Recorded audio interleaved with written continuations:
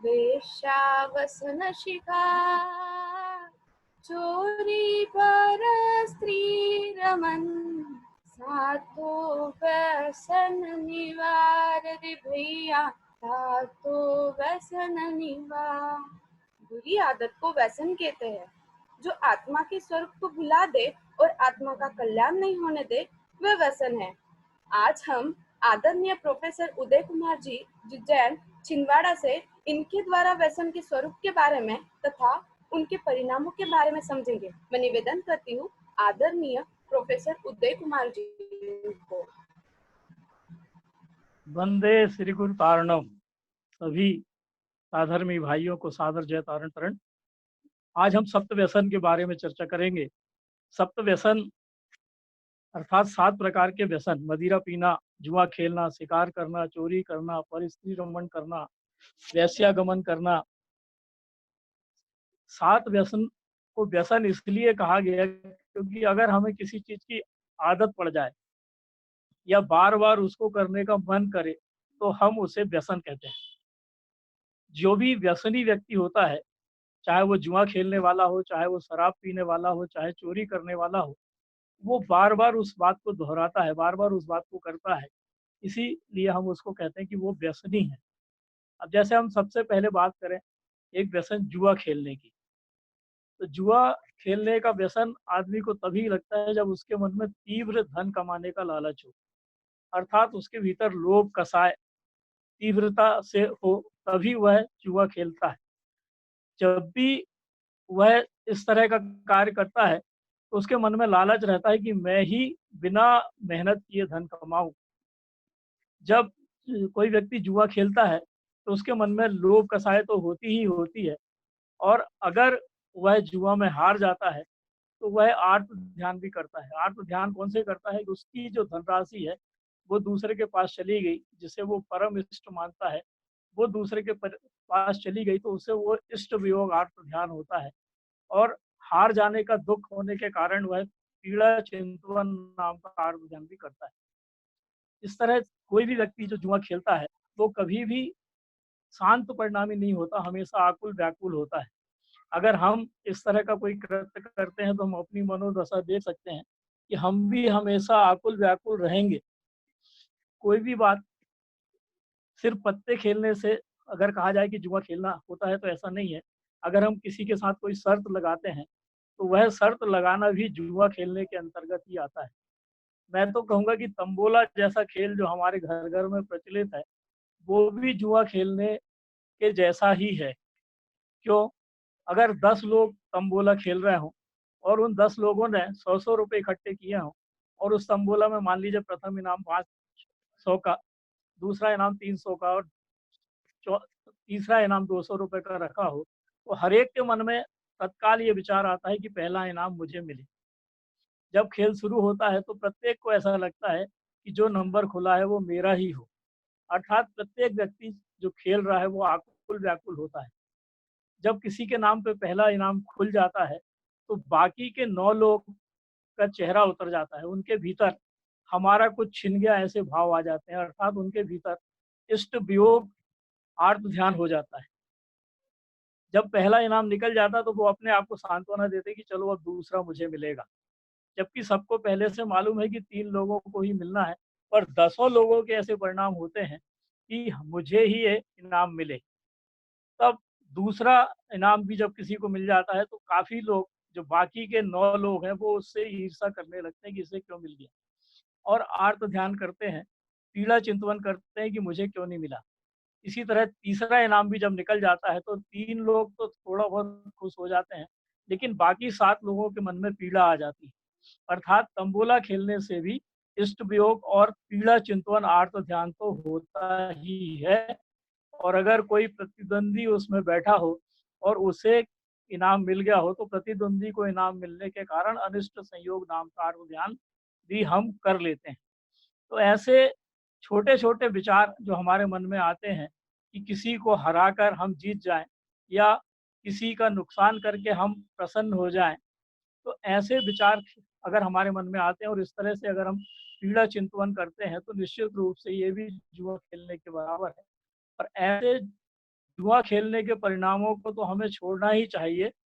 अब तारण स्वामी ने अगर हम बात करें तो गाथा नंबर 103 में श्रावकाचार्य जी में लिखा है कि अशुद्ध भावों में भी अगर कोई रमण कर रहा है तो वो भी जुआ खेलने के समान है। क्योंकि बाहर में तो हमने देख लिया कि जुआ खेलने से प्रत्यक्ष में हम आर्त ध्यान कर रहे हैं और आर्त ध्यान करके कर्मों का बंद कर रहे हैं। लेकिन आर्त ध्यान के साथ साथ हम उस समय अपनी आत्मा को भी भूले हुए हैं और आत्मा को भूलना अर्थात स्वभाव को भूलना ही विभाव परिणाम है। और उस विभाव परिणाम में जब हम चलते हैं या विभाव परिणाम में रमण करते हैं तो निश्चित रूप से वो अशुद्ध भाव में ही आता है। और उस अशुद्ध भावों में रमण करना तारण स्वामी ने लिखा है कि यह भी जुआ खेलने के समान है। और मिथ्या शास्त्रों को पढ़ना, तारण स्वामी ने अपने 103 नंबर की गाथा के अंतर्गत ये भी लिखा है कि मिथ्या शास्त्रों का अगर हम अध्ययन करते हैं, उनको पढ़ के, उनको सुन के अगर हम प्रसन्न होते हैं, तो यह भी हमें अशुद्ध भावों की ओर ले जाता है। और इस प्रकार से अगर हम इन पाठों को पढ़ते हैं, तो यह भी जुआ खेलने के समान है। इस तरह सामान्य स्थिति के जुआ तो हम जैन धर्मी भाई नहीं खेलते, लेकिन अगर हम आर्त ध्यान के माध्यम से अशुद्ध भावों में लगातार रमण कर रहे हैं, तो तारण स्वामी के अनुसार वह भी जुआ खेलने के समान है। इसलिए हमें इस व्यसन से बचना चाहिए और इस व्यसन से बचकर हमें अपने भावों को अपनी आत्मा की ओर, अपने आत्मा के गुणों के चिंतवन की ओर ले जाना चाहिए, ताकि हम उन अशुद्ध भावों से बचकर अपने आत्मा का ध्यान कर सकें। दूसरा, अगर हम व्यसन लें तो वो मांस भक्षण। मांस भक्षण सामान्यतया जो सामान्य भाषा में कहा जाता है कि मरे हुए जीव के शरीर का मांस खाना या किसी जीव को मारकर उसके शरीर का मांस खाना मांस भक्षण कहलाता है। और ये बहुत मोटी परिभाषा है। हम केवल यही मान लेते हैं कि हमने तो मांस का त्याग कर दिया, अर्थात हम किसी मरे हुए जीव का मांस नहीं खाते, हम किसी जीव को मारकर उसका मांस नहीं खाते, इसलिए हमने मांस का त्याग कर दिया है। जबकि ये बहुत मोटी परिभाषा है और ऐसी मोटी परिभाषा से मांस का छोड़ना हम नहीं मान सकते। तारण स्वामी ने तारण तरण श्रावकाचार्य जी की गाथा नंबर 109 से 112 तक इसका विस्तृत वर्णन किया है कि मांस का भक्षण करने वाला जीव सबसे पहला तो हिंसा नंदी रौद्र ध्यान का परिणामी होता है, अर्थात हिंसा में वह आनंद मानता है। और हिंसा नंदी रौद्र ध्यानी अगर कोई जीव है तो वो मांस भक्षण करने वाला ही है, ऐसा हमें मानना चाहिए।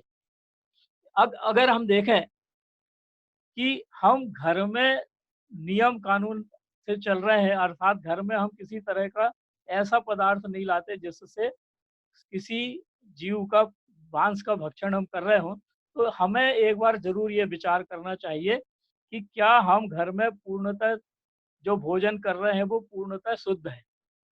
जैसे आटा की मर्यादा बताई है कि आटा 3 दिन, 5 दिन, 7 दिन मौसम के अनुसार उसकी मर्यादा होती है और उसके पश्चात उसमें जीव राशि उत्पन्न हो जाती है। तो अगर हम उस आटा की मर्यादा के अनुसार उस आटा का भोजन कर रहे हैं, तो निश्चित रूप से हम मांस भक्षण नहीं कर रहे हैं। और अगर हम मर्यादा के बाद के आटे का भोजन कर रहे हैं, तो वह भी उसमें पड़े हुए जीव का भोजन कर रहे हैं, इस कारण से मांस भक्षण के बराबर ही कहलाएगा। जैसे हम अचार डालते हैं, तो अचार डालने पर अचार में 48 मिनट अर्थात एक अंतर्मुहूर्त बाद सम्मूर्छन जीव पैदा होना शुरू हो जाते हैं। और वो सम्मूर्छन जीव जो उसमें पैदा होते हैं, वो उसी में अपना शरीर भी छोड़ते हैं और 24 घंटे के बाद तो उसमें त्रस जीव पैदा होना शुरू हो जाते हैं। अब अगर हम अचार का भक्षण कर रहे हैं, तो निश्चित रूप से उसमें जितने जीव पड़े हैं, उन जीवों का भी भक्षण कर रहे हैं, तो वह भी मांस खाने के समान ही कहलाएगा। इसी तरह अगर कोई रस चलित पदार्थ है, जिसका स्वाद बिगड़ गया है, क्योंकि कोई भी वस्तु हो, चाहे वो अचार हो या कोई और वस्तु हो, अगर उसका स्वाद बिगड़ गया है, इसका अर्थ है कि उसमें जीव राशि पैदा हो गई। और अगर उसमें जीव राशि पैदा हो गई है, तो निश्चित रूप से अगर हम उसका सेवन कर रहे हैं, तो उसका सेवन करने पर वह मांस भक्षण की श्रेणी में ही आएगा, चाहे वह रस चलित रस हो जिसका स्वाद बिगड़ गया हो, चाहे वो अचार हो, चाहे वो मर्यादा के बाहर के बड़ी पापड़ हो। ये सब जैसे पापड़ बहुत दिन अगर रखे रहें, तो हम देखते हैं कि उसमें एक सफ़ेद पपड़ी जम जाती है। वो सफ़ेद पपड़ी जो होती है, वो हम कपड़े से पोंछ लेते हैं और कपड़े से पोंछ के उस पापड़ को सेंक के और उसका भक्षण कर लेते हैं। जबकि वो सफ़ेद पपड़ी वास्तव में एक जीव है, जिसे कहा जाता है फफूंद।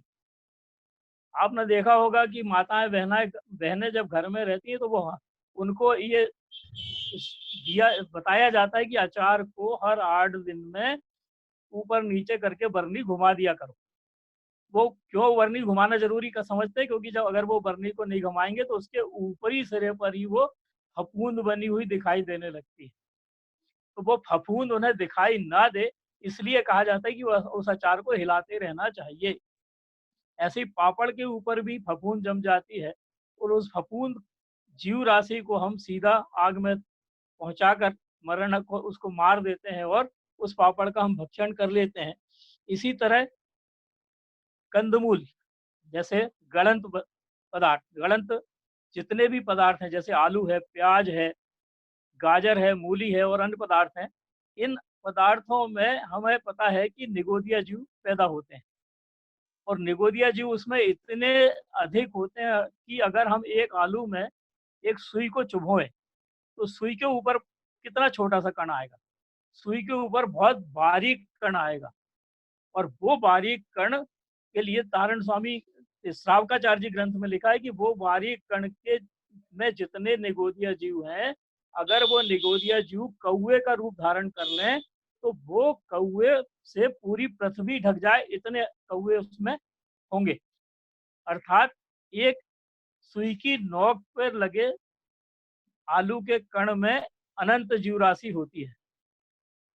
तो पूरे आलू में तो और अनंत-अनंत जीव राशि हो गई। तो ऐसे एक आलू को अगर हम पानी में डालते हैं और पानी में डाल के उसको उबालते हैं, तो वो सारे जीव उस पानी में मर जाएँगे और मरने के बाद उनका शरीर उसी में रहेगा और जब हम स्वाद ले लेकर उसको खाएँगे, तो निश्चित रूप से हम उन मरे हुए जीवों का शरीर खा रहे हैं, अर्थात वह भी काय के समान है, मांस भक्षण के समान। तो ऐसे चाहे आलू हो, चाहे प्याज हो, चाहे गाजर हो, चाहे मूली हो, कोई भी पदार्थ हो, इन पदार्थों में निगोदिया जीव होते हैं और उन निगोदिया जीवों को अगर हम पानी में उबालते हैं, तो हिंसा रूप परिणाम हमारे होंगे, तभी हम उनको उबालेंगे। क्योंकि अगर हमारे रौद्र परिणाम नहीं होंगे, अगर हम स्वाद लोलुप नहीं होंगे, तो निश्चित रूप से हम उनको खाना छोड़ देंगे।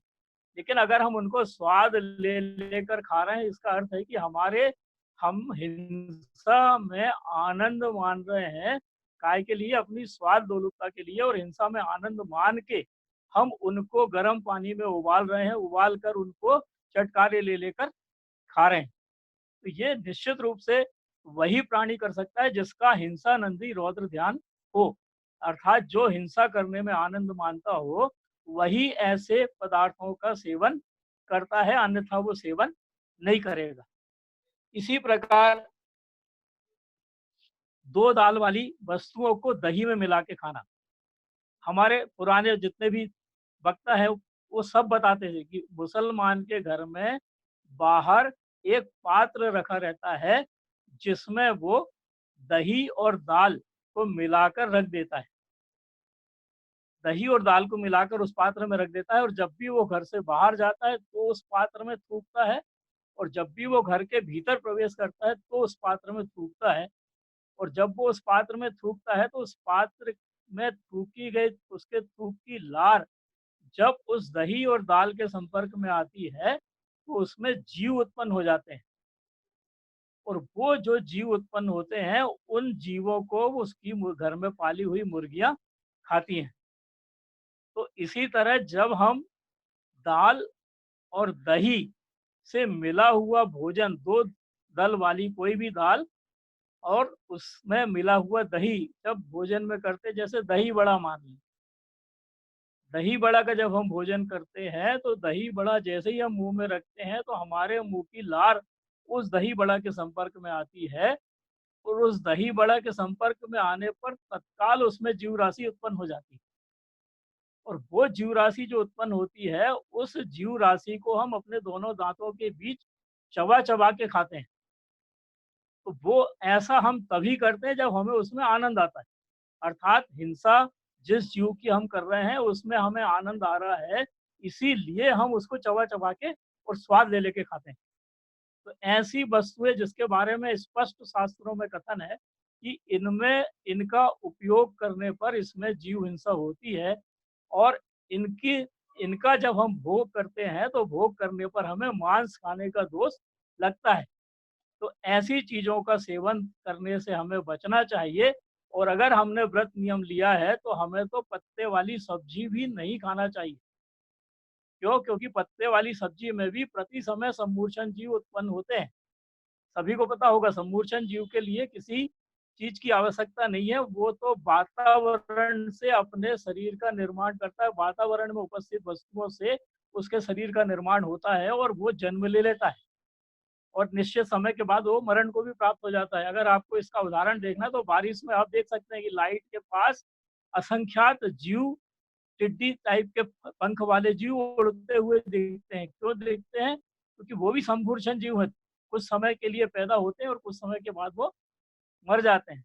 तो ऐसे ही पत्ते वाली जितनी भी सब्जियां हैं, घास की पत्ती है या कोई भी पत्ती है, हर एक पत्ती पर जीव राशि पैदा होती है और वो जीव राशि लगातार उस पे उत्पन्न होती है, मरती है, उत्पन्न होती, मरती है और अगर हम इस तरह का भोजन कर रहे हैं, तो उस भोजन को करने पर भी हमें मांस भक्षण का दोष लगता है।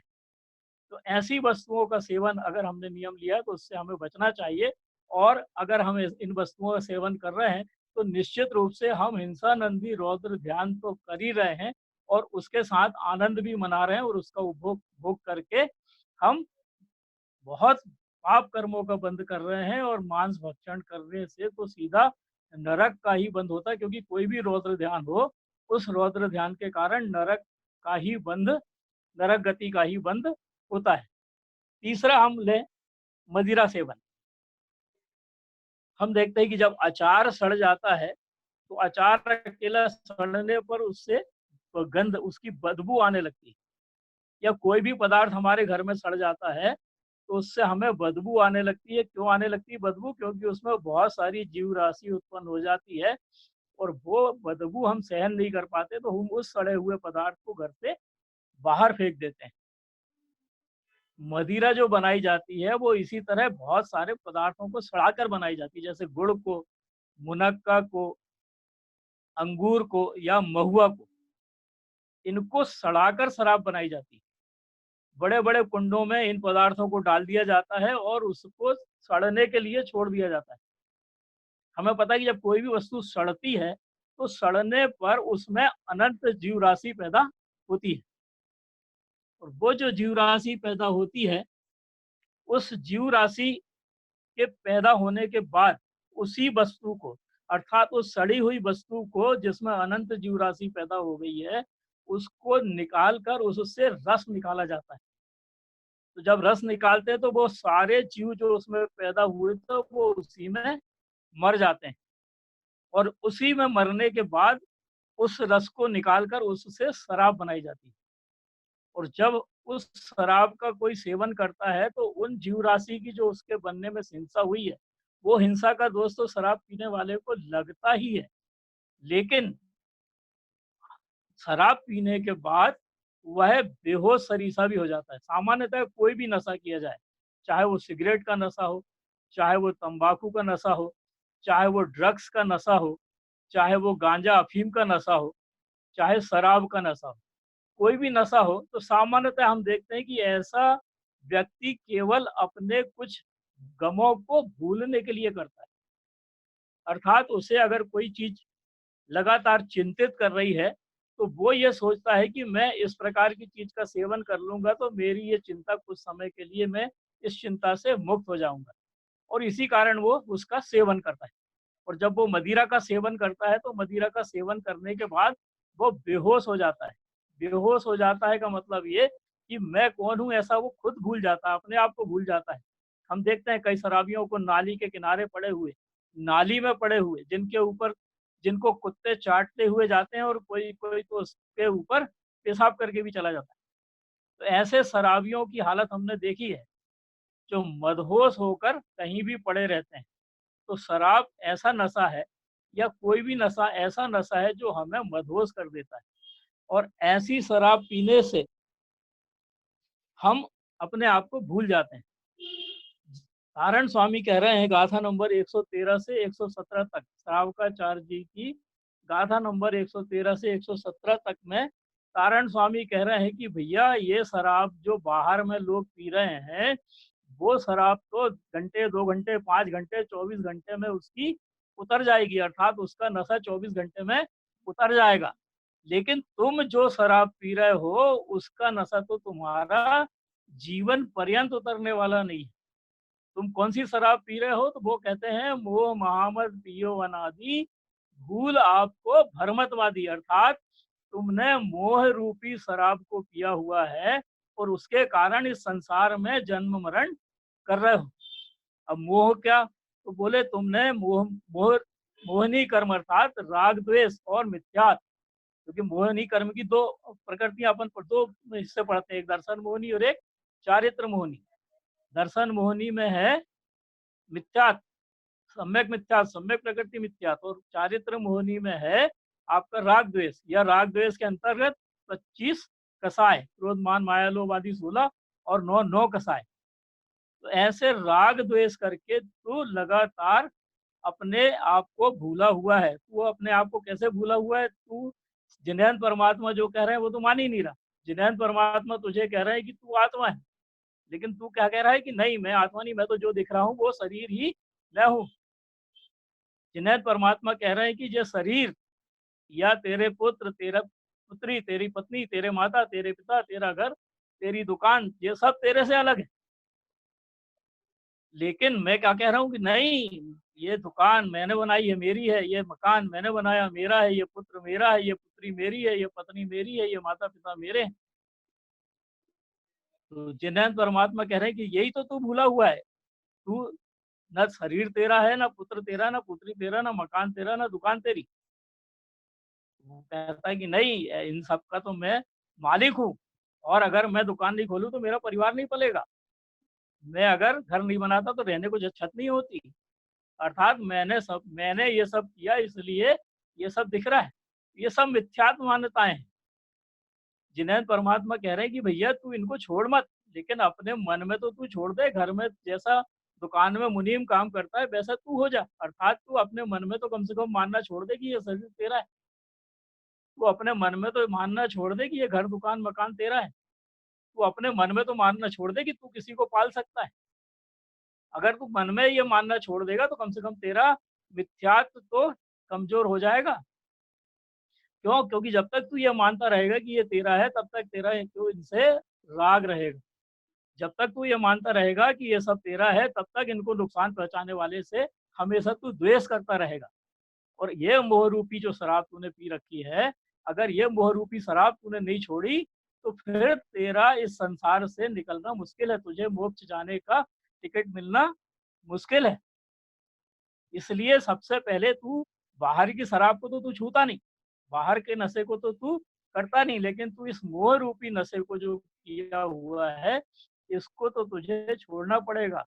और जब तू इस नशे को छोड़ेगा तभी तू इस संसार सागर से तरने में कामयाब होगा। इस तरह से हम जो कहते हैं कि मोहनी कर्म जो हमें फंसाए हुए इस संसार में, उसको हम अगर छोड़ेंगे तो ही हम इस संसार सागर से निकल सकते हैं। क्योंकि 8 कर्मों में सबसे खतरनाक कर्म कहा है मोहनी कर्म, जो हमें राग और द्वेष कराता है। और इस राग और द्वेष के कारण ही हम इस संसार में विभिन्न कर्मों को बांध के और लगातार जन्म मरण कर रहे हैं। तो नारायण स्वामी कहते हैं कि अगर तुझे जन्म मरण से छूटना है तो तुझे इस मोह को तो छोड़ना पड़ेगा। सबसे पहले तुझे पर से ममत्व छोड़ना पड़ेगा। सबसे पहले तुझे पर को अपना मानना छोड़ना पड़ेगा। सबसे पहले तुझे अपने को पर का कर्ता मानना छोड़ना पड़ेगा।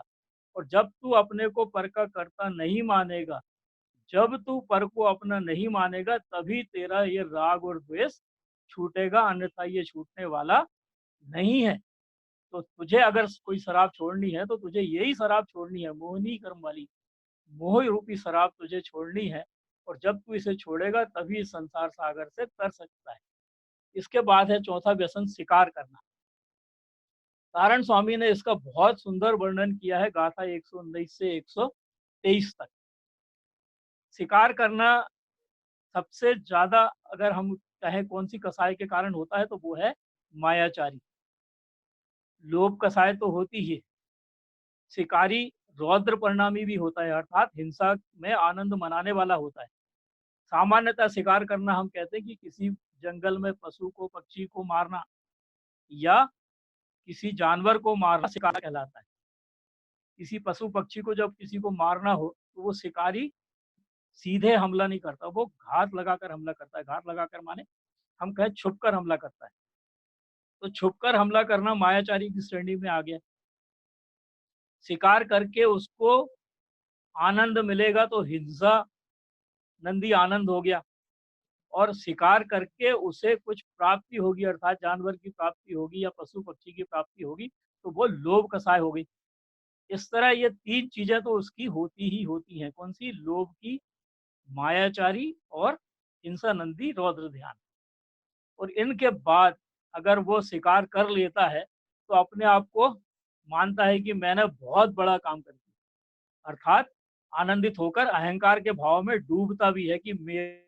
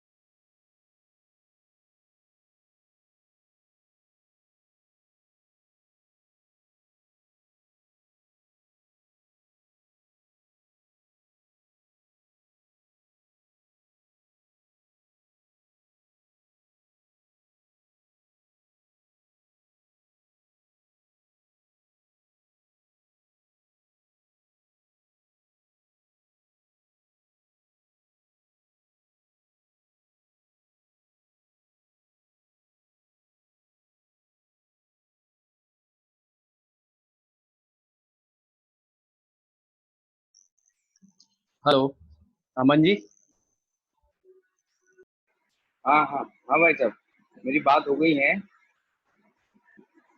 वहाँ पे उनके फोन पे प्रॉब्लम आया था। एक सेकंड, सब लोग कनेक्टेड रहिएगा, ठीक वो है। फिर से ज्वाइन हो रहा है। Okay okay. Hello hello hello, hello.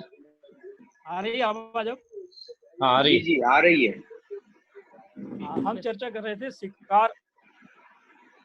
Hello hello, जी आ रही है हेलो। चाचा जी, आपकी आवाज आ रही है। हम चर्चा कर रहे थे शिकार व्यसन की। शिकार करना अर्थात शिकार करने वाला हिंसा में आनंद मानता है। सबसे पहली बात तो ये कि वो हिंसा में आनंद मानता है, अर्थात जब वो किसी पशु पक्षी को या जानवर को मारता है तो जानवर को मारने में अगर जानवर उसके हाथ से मर जाए तो वो हिंसा करके आनंद मानता है। दूसरा, उसको लोभ कसाय जो रहती है इसको पाने की, अर्थात जिसको उसने मारा है उसको पाने की लोभ कसाय की पूर्ति होती है तो उससे आनंदित होता है। और तीसरा, जब वो किसी को मार लेता है तो मारने के कारण अहंकार का भाव उसके मन में आ जाता है कि मैंने एक ये काम कर लिया। इस तरह वो मान कसाय भी करता है। और अगर जिस जानवर को या पक्षी को वो मार रहा है तो वो उससे छूट के भाग जाए तो उसे क्रोध आता है, अर्थात उसे ये मन में आता है कि ये क्यों भाग गया।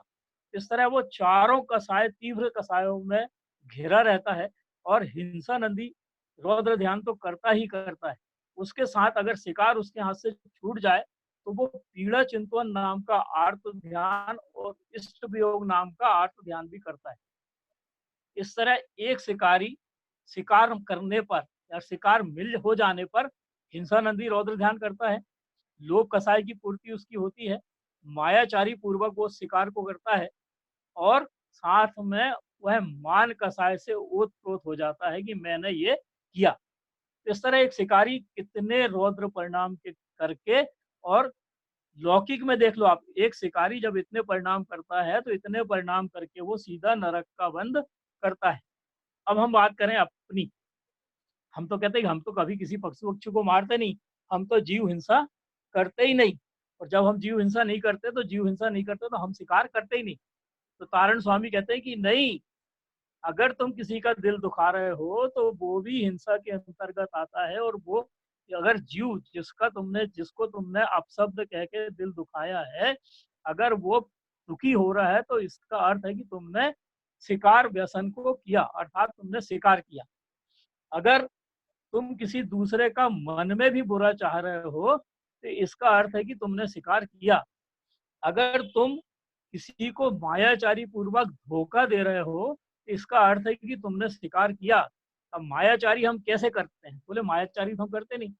बोले अगर मेरी दुकान है और मेरी दुकान में मैं अधिक कीमत की वस्तु में कम कीमत की वस्तु मिला के बेच रहा हूँ, इसका अर्थ है कि मैं ग्राहक को धोखा दे रहा हूँ। अगर मायाचारी पूर्वक मैं यह कृत्य कर रहा हूँ तो ये भी काय में आया, मैंने सामने वाले को बेवकूफ बनाया, अर्थात ये भी शिकार करने के समान। किसी भी तरह से धोखा देकर किसी व्यक्ति का धन ले लेना या वो किसी व्यक्ति को दुख देना, ये सब शिकार के अंतर्गत आता है। और शिकार के अंतर्गत आने के कारण, इस शिकार के अंतर्गत आने का मुख्य कारण है मायाचारी। अब तारण स्वामी ने कुगुरुओं को भी शिकारी की संज्ञा दी है, पारधी कहा है उनको, पारधी अर्थात शिकारी। आप पढ़ेंगे अगर गाथा 119 से 123 तो उसमें स्पष्ट तारण स्वामी ने लिखा कि जितने कुगुरु हैं वो सब भी पारधी के समान है। क्यों है? क्योंकि वो लोगों को वह नहीं बताते जो जिनैन परमात्मा ने कहा है, वो लोगों को वो बताते हैं जिससे सामने वाला प्रसन्न हो और उन्हें धन देकर जाए, उनकी व्यवस्था करे, उनको उनके साथ उनकी जो भी सेवा शुश्रूषा है वो करे।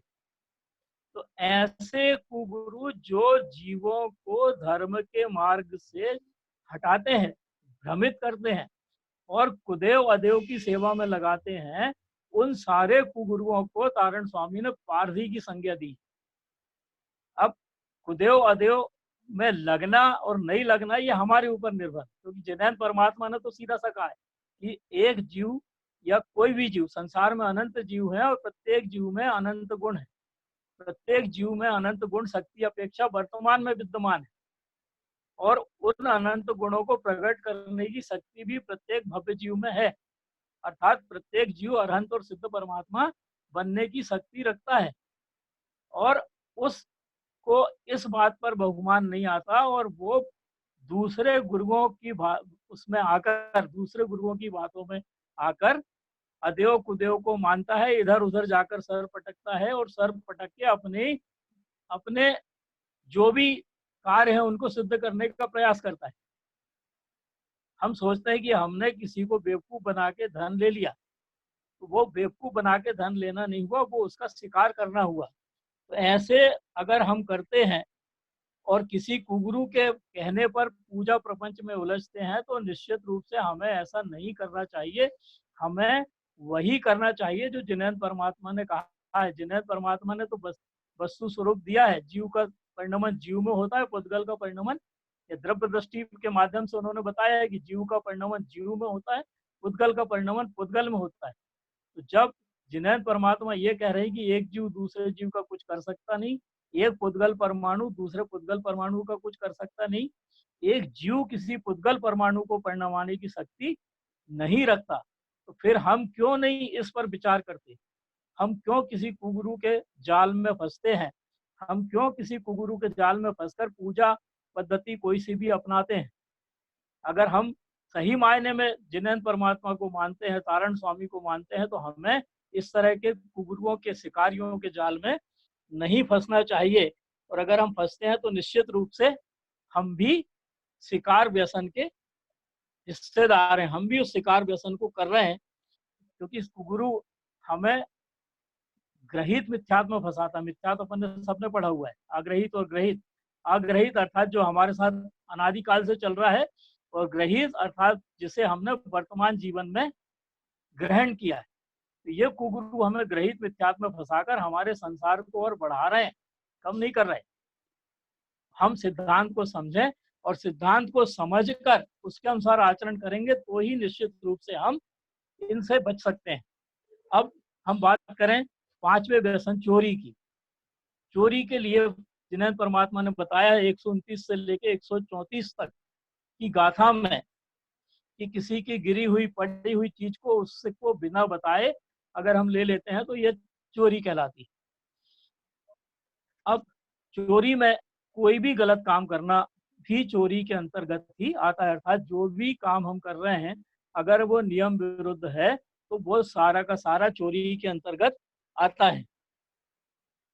अगर हम हरण कर लेते हैं तो वो भी चोरी के अंतर्गत आता है, या अधिक दाम वाली वस्तु में कम दाम वाली वस्तु मिलाकर अगर हम दुकान पर बेच रहे हैं बिना किसी को बताए तो वो भी चोरी के अंतर्गत आता है। जो वस्तु जिस दाम की है उससे अधिक दाम पर अगर हम बेच रहे हैं तो वो भी चोरी के अंतर्गत आता है। इस तरह से अगर हम चोरी करते हैं, चोरी करने का भाव रखते हैं, तो फिर हम कभी भी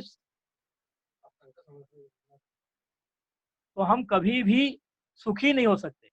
चोरी करने वाले का चेहरा कभी आपको प्रसन्न नहीं दिखेगा, उसका चेहरा हमेशा भयभीत दिखता है।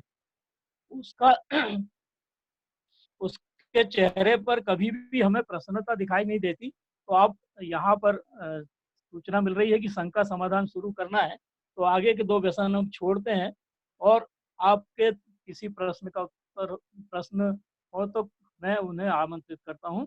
कृपया अपने प्रश्न रखें।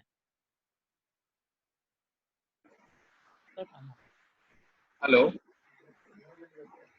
जी भैया। आदरणीय चाचा जी, आखिरी के दो व्यसन शेष रह गए हैं। आप विषय को कंप्लीट कर दीजिएगा। जी शंका का हम अभी जिनकी हो जाए उपस्थित उनकी भी ले लेंगे। अपना वैसे ही 20 मिनट ठीक ठीक ठीक। उद्बोधन में देरी हो मैं गई थी। संक्षिप्त में उनको पूरा करता हूँ। ठीक है। अब तो हम चोरी की बात कर रहे थे। चोरी करने वाला जीव हमेशा कैसा होता है? भयभीत। उसके चेहरे पर कभी भी हम नहीं देखते कि वो आनंदित रहता हो। और जो जैसे हम कोई भी बात करें, इनकम टैक्स की बात करें, भ्रष्टाचार की बात करें, रिश्वत लेने की बात करें, तो अगर हमने इस तरह का कृत्य किया है तो हमारे मन में पूरे समय ये शंका लगी रहती है कि पता नहीं किसी ने देख लिया हो, कोई यहाँ पर मुझे पकड़ने ना आ जाए। इस तरह से चोरी करने के भाव अगर हमारे मन में हैं तो भाव करने से भी हम उसको कार्य रूप परिणित कर पाए चाहे ना कर पाए, लेकिन चोरी करने का भाव भी अगर हमने कर लिया है तो निश्चित रूप से वो चोरी के खाते में ही जाएगा और उसके कारण हम कर्म का बंध करेंगे ही करेंगे। इस तरह से किसी भी तरह के कुटिल भाव में अगर हम रहते हैं तो उन कुटिल भावों को भी करना चोरी के अंतर्गत ही माना जाता है।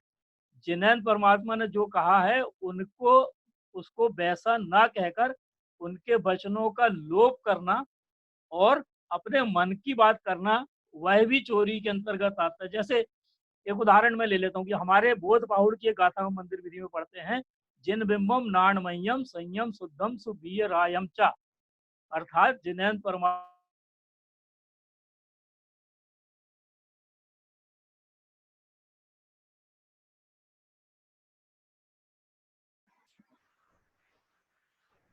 उनके फोन पे कॉल आ चुका है इसलिए वो डिस्टर्ब हो गया है प्रसारण। किसी को शंका हो तो आप टाइप करके लिख सकते हो या हैंड रेज करके रख सकते हो, फिर हम आपको अनम्यूट करेंगे।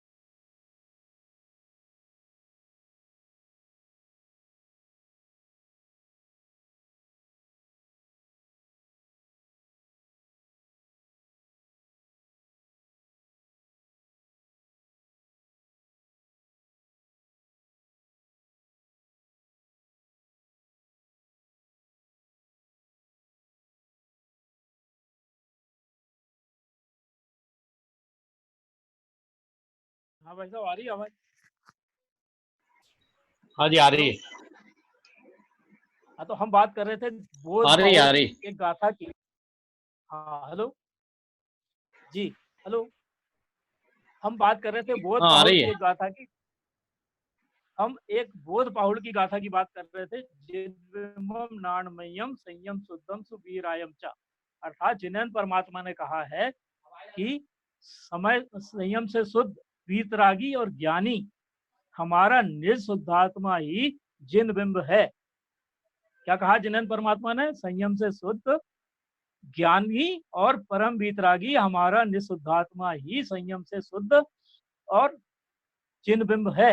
लेकिन कहने वाले उसको जिन बिंब की जो बात करते हैं तो उसको वो लोग मूर्ति भी कह देते हैं। अर्थात यहाँ पर जिनेन्द्र परमात्मा की बात को तोड़ मड़ोड़ कर पेश करते हैं। तो ऐसा करना भी आचार्य तीर्थानंद स्वामी ने कहा कि अगर हम ऐसा कर रहे हैं तो ये भी चोरी है।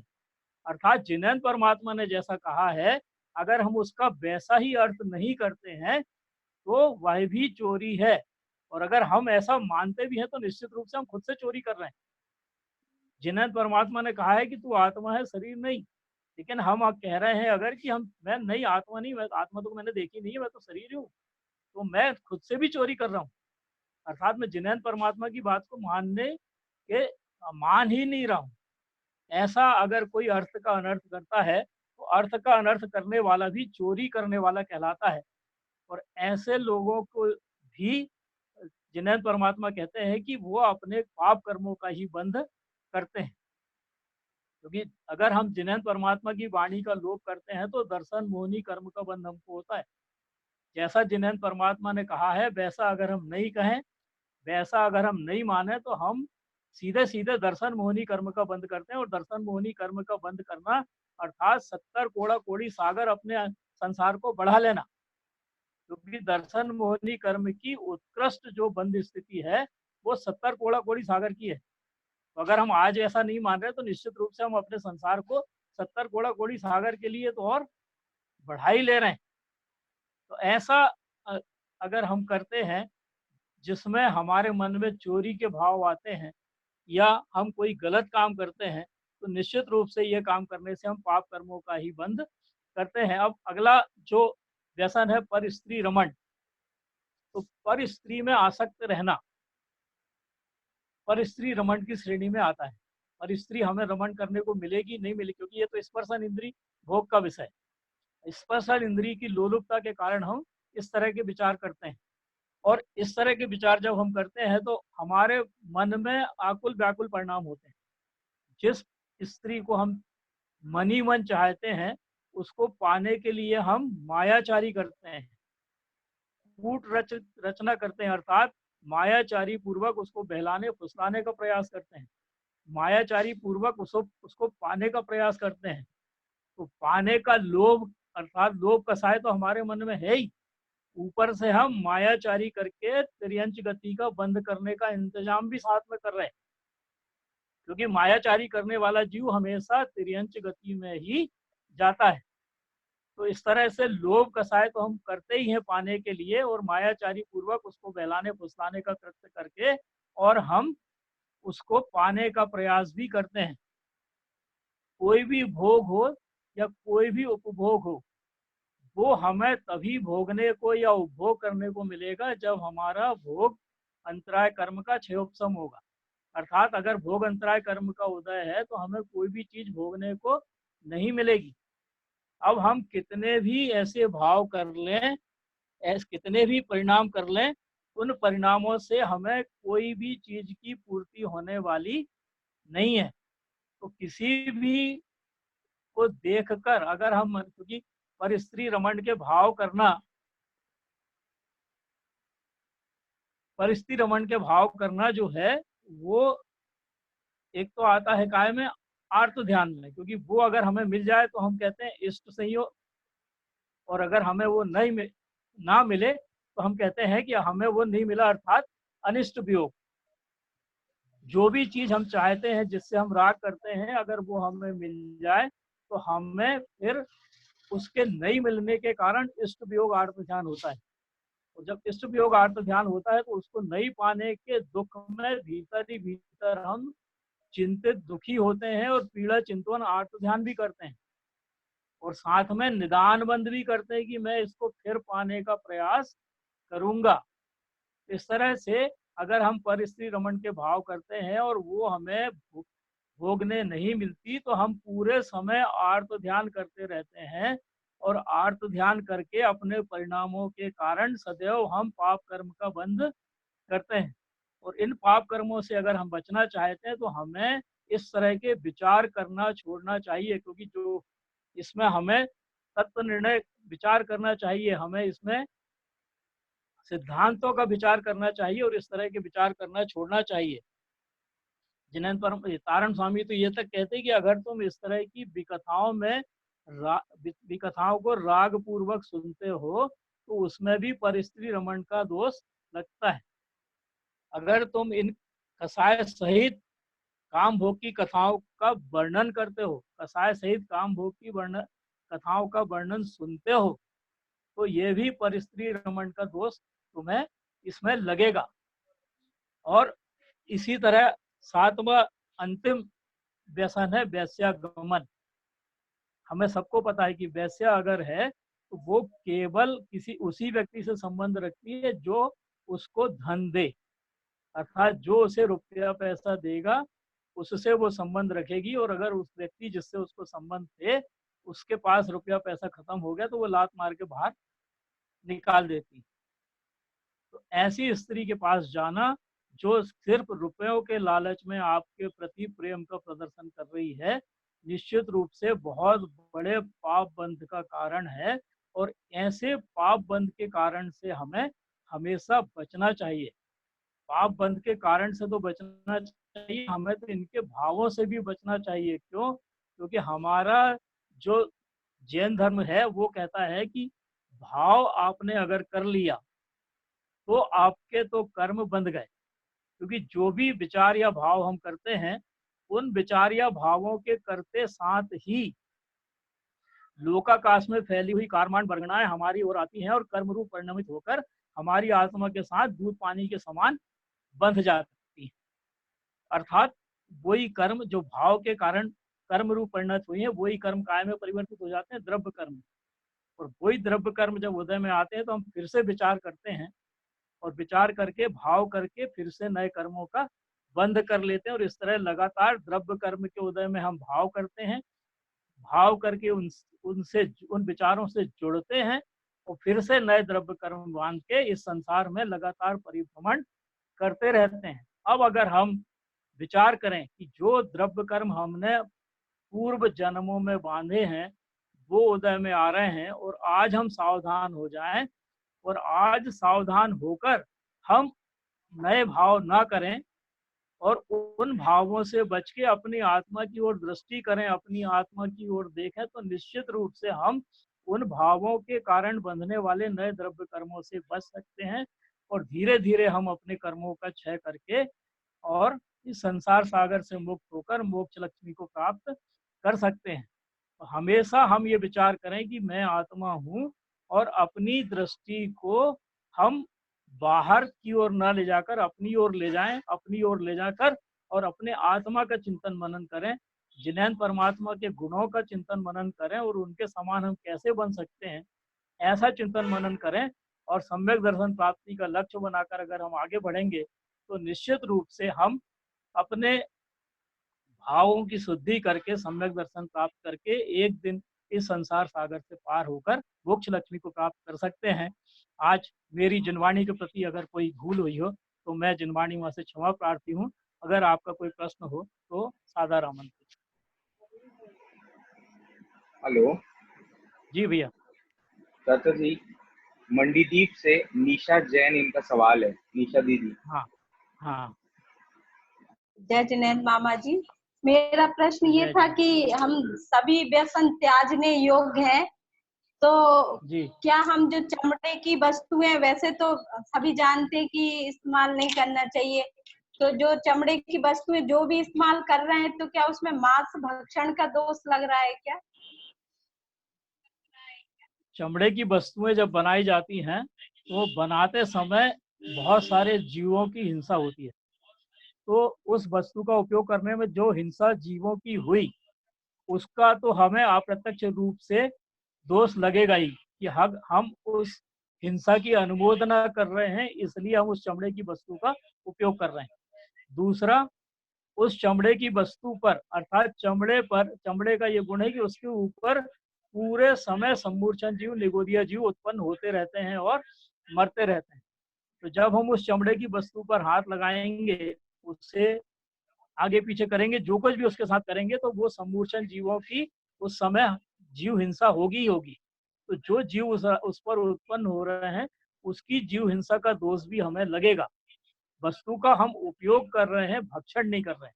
तो भक्षण नहीं करने से मांस भक्षण का दोष तो मेरे विचार से नहीं लगेगा, लेकिन हिंसा का दोष अवश्य लगेगा। और चूंकि हम जानते हुए ये हिंसा कर रहे हैं, तो यह संकल्पी हिंसा कहलाएगी और रौद्र ध्यान के अंतर्गत आएगी। और रौद्र ध्यान के कारण हमें निश्चित रूप से नरक गति का बंध करने का अवसर भी मिलेगा, क्योंकि हम उन चीजों का उपयोग कर रहे हैं। धन्यवाद। अगला प्रश्न शिरपुर महाराष्ट्र से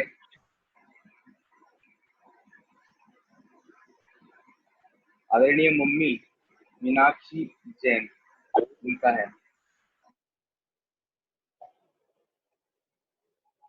हेलो हेलो हेलो, हाँ बोलिए आपका प्रश्न। हेलो जय पंडित जी। हेलो हेलो, मेरी आवाज आ रही है सबको? जी आ रही है आपकी आवाज। हाँ, मुझे ये उदय चाचा जी, आप सुन पा रहे हो? हेलो आदरणीय चाचा जी, उनकी नहीं आ रही आवाज। आवाज आ रही है, बट शायद चाचा जी को आवाज नहीं जा रही है।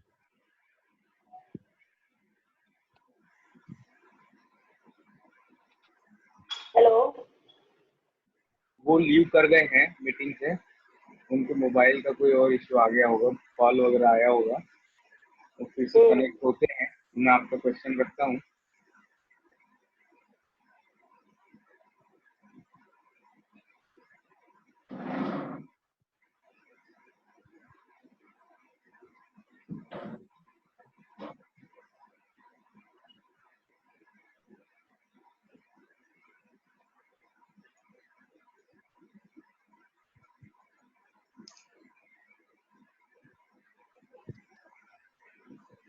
चलो, प्रश्न जिनके होंगे वो पहुंचा देंगे वहां तक और वहां से समाधान। अच्छा, नीलिमा जैन सिंहवाड़ा, इनका भी प्रश्न है। मैं एक मिनट बात कर लेता हूँ उनसे।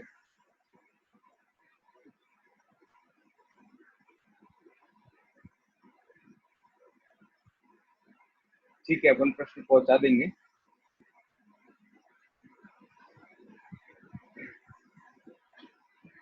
आदरणीय पंडित जी प्रोफेसर उदय जी जैन, इन्होंने हमें सप्त व्यसन के बारे में, कर्मबंध गतिबंध के बारे में समझाया। अच्छा, आ चुके हैं पंडित।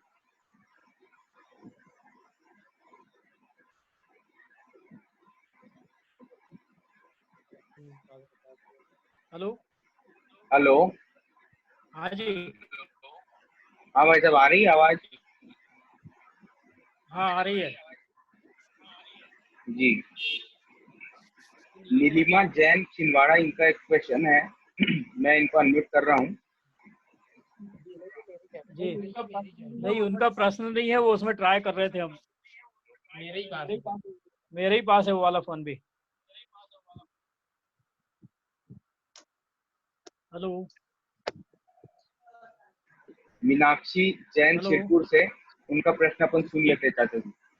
जी हेलो, जी हाँ जय जिनेन्द्र भाई साहब। मैं ऐसा जय कहना जिनेन्द्र। चाह रही थी कि आज के इस युग परिवेश में हम शाकाहार का तो बहुत विचार करते हैं, लेकिन हरी निशान वाली चीज क्या विदाउट दोष हम खा सकते हैं क्या, जिसपे हरा लेबल हो ऐसी?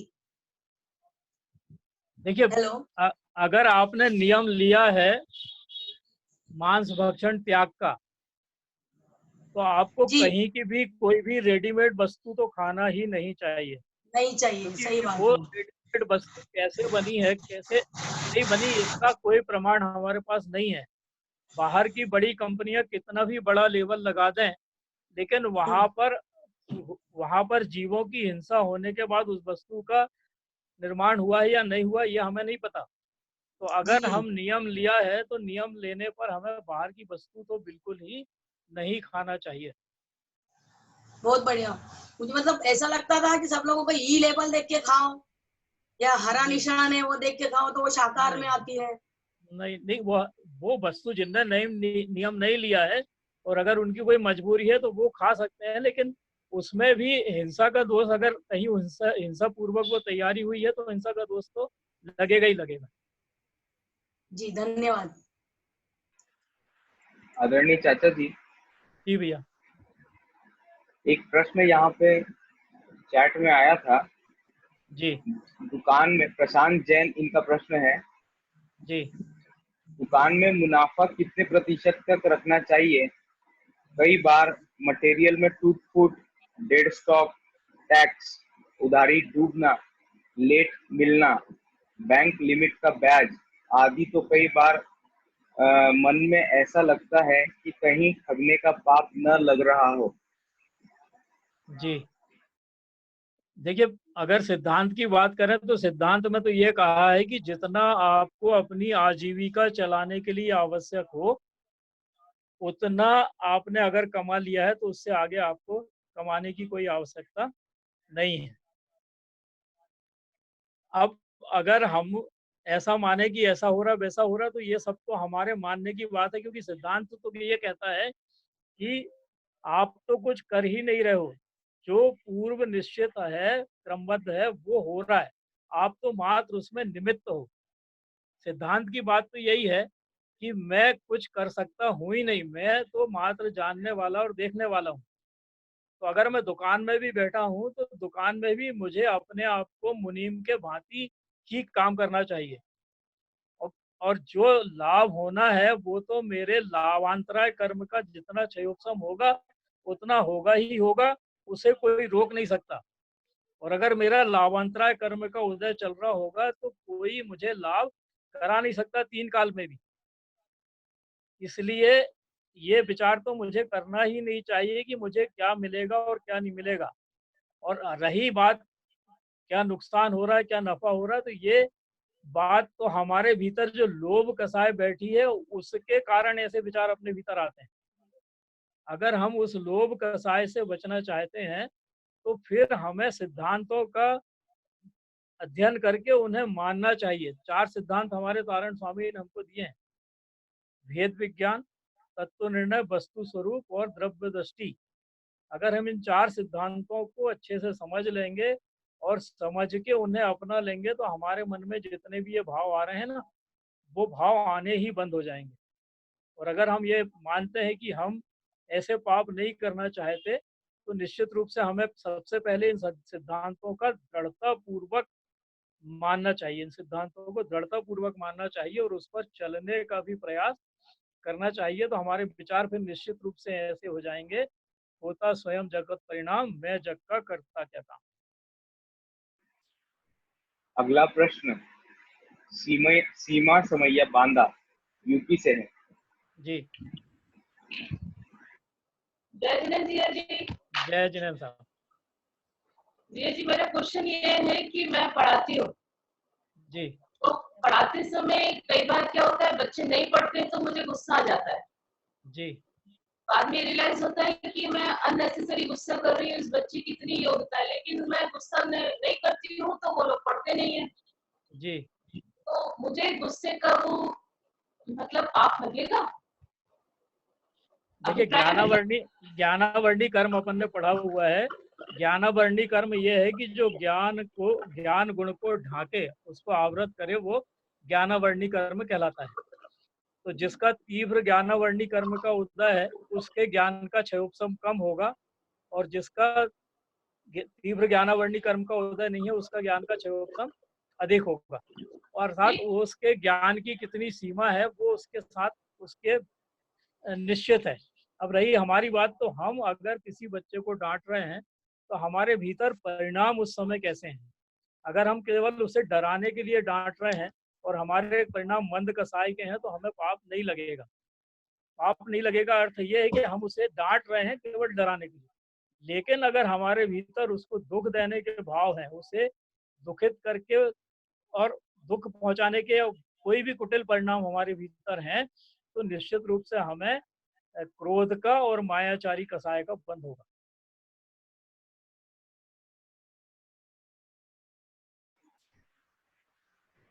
अभिलाषा जैन, इनका प्रश्न है। जी जय जिनेन्द्र मामा जी।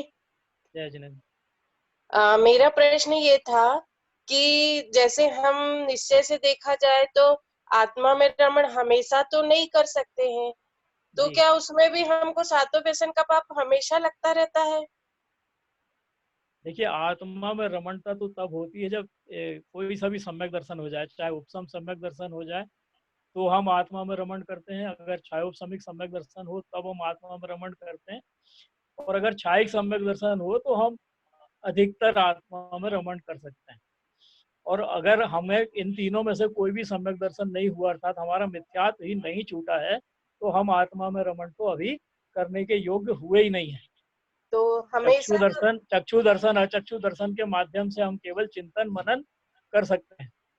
सबसे पहला तो ये कि हम सप्त व्यसन तो छोटी सी चीज है, वो आज नहीं तो कल हमारी छूट जाएगी, लेकिन उसके पहले हमें मिथ्यात्व को छोड़ना है।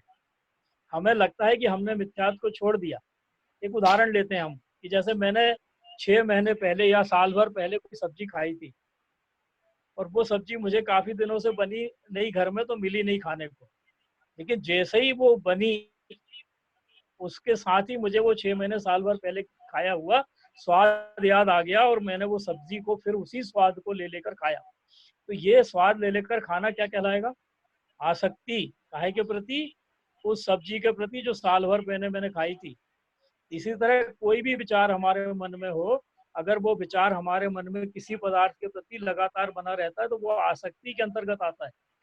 और ये आसक्ति अगर 6 महीने से ज्यादा चल रही है, जो कि लगातार हमारी चल ही रही, तो वो आसक्ति भी अनंतानुबंधी कसाय बंध का कारण है। क्योंकि 6 महीने से अधिक कोई भी कसाय रहती है तो वो अनंतानुबंधी के खाते में जाती है। इसी तरह हमारी जो आसक्ति लगातार बनी हुई है वो भी अनंतानुबंधी है, और जब वो अनंतानुबंधी आसक्ति हमारी नहीं छूटी तो फिर मिथ्यात्व अभी हमारा कहाँ से छूट गया? तो जब तक मिथ्यात्व नहीं छूटेगा तब तक हम सम्यक दर्शन की ओर बढ़ नहीं सकते, और हम अगर उपसम सम्यक दर्शन की ओर भी बढ़ जाए तो इस पंचम काल में हमारी बहुत बड़ी उपलब्धि होगी। और अगर हम छोड़े हुए हैं सप्त व्यसन, अगर हमारे मन में उसके प्रति किसी भी तरह के विचार नहीं आ रहे हैं, तो निश्चित रूप से हमें उसको लेकर किसी प्रकार का दोष नहीं लगेगा।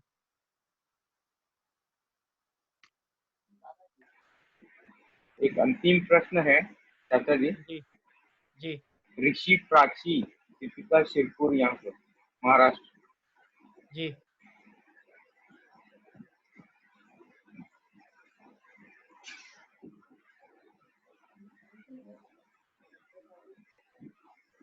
शायद इन्होंने अपने आप को म्यूट रखा हुआ है। जी। ठीक है चाचा जी, अपन इस सभा की समाप्ति की ओर बढ़ते हुए जी, अगर ये शंकाओं का जो समाधान किया उसमें अगर किसी को संतुष्टि नहीं हो तो मेरे पर्सनल पे वो फिर से और उसका क्लैरिफिकेशन चाहें तो मुझे भेज सकते हैं। जी। डॉक्टर नंदन जैन का एक अभी प्रश्न हैंड रेज हुआ है, मैं उनको अनम्यूट कर रहा हूँ। जी। हेलो। हाँ। जय जिनेन्द्र, मेरा प्रश्न है कि जो आपने बोध पावड़ ग्रंथ की गाथा कहा था ना, जिनबिंबम नान्मयम, उसका स्पष्ट खुलासा कीजिए सविस्तार।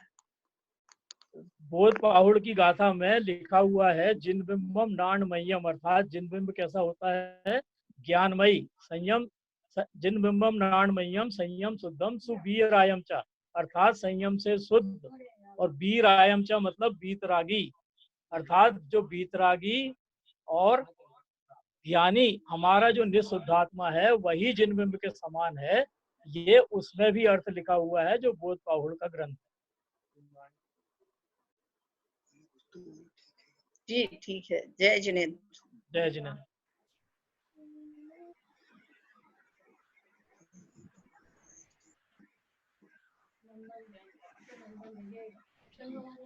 आदरणीय पंडित श्री प्रोफेसर श्री उदय जी जैन, इन्होंने हमें सप्त व्यसन के बारे में समझाया, उसके कर्मबंध गतिबंध के बारे में भी समझाया, और इसी के साथ 7 व्यसनों के साथ मोबाइल में व्हाट्सएप, फेसबुक, टीवी, पबजी आदि गेम भी व्यसनों की श्रेणी में आएंगे, और उसी व्यसनों के कारण मनुष्य का शरीर, यश, धन, सदाचार आदि नष्ट हो जाते हैं, और व्यसनों में रत जीव संसार में अनेक भावों तक दुख उठाता है।